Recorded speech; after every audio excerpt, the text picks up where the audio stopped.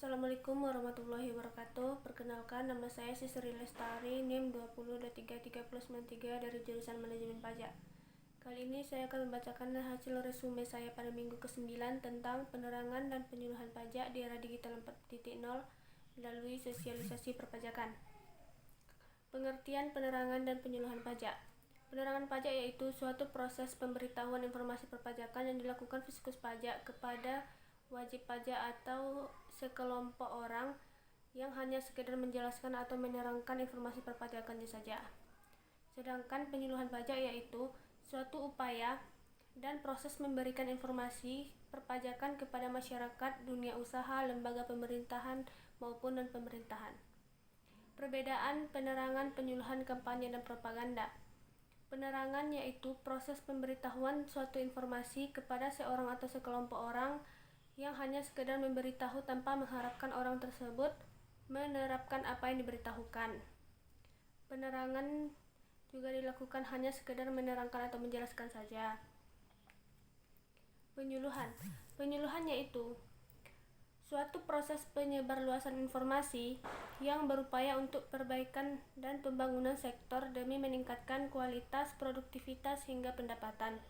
Penyuluhan dilakukan dengan penjelasan hingga penerapan yang dilakukan secara langsung oleh peserta penyuluhan. Sumber pengetahuan berasal dari fasilitator dan penyuluhan sangat mementingkan kebenaran berita yang disampaikan. Kampanye yaitu usaha dan tindakan yang bertujuan mendapatkan dukungan, dapat dilakukan oleh perorangan atau sekelompok orang untuk pencapaian suatu proses pengambilan keputusan. Kampanye juga bisa dilakukan guna memengaruhi, menghambat hingga membelokkan pencapaian suatu tujuan. Kampanye yaitu memperkenalkan sesuatu yang baru kepada halayak ramai. Propaganda yaitu rangkaian pesan yang bertujuan untuk mempengaruhi pendapat seseorang atau sekelompok orang. Propaganda tidak mementingkan benar atau salah informasi yang diberikannya. Tujuan penyuluhan pajak.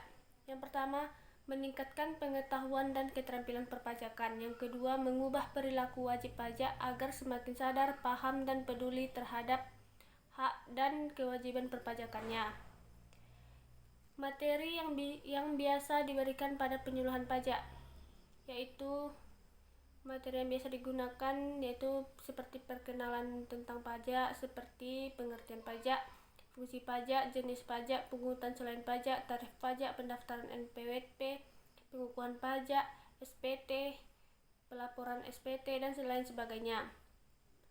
Ciri-ciri penyuluhan dan penerangan pajak. Ciri-ciri penyuluhan yaitu dilakukan secara kontinuitas. Yang kedua, merupakan kegiatan nyata dari kegiatan yang sudah ada. Yang ketiga, mendorong melakukan perbaikan sendiri dan bersama.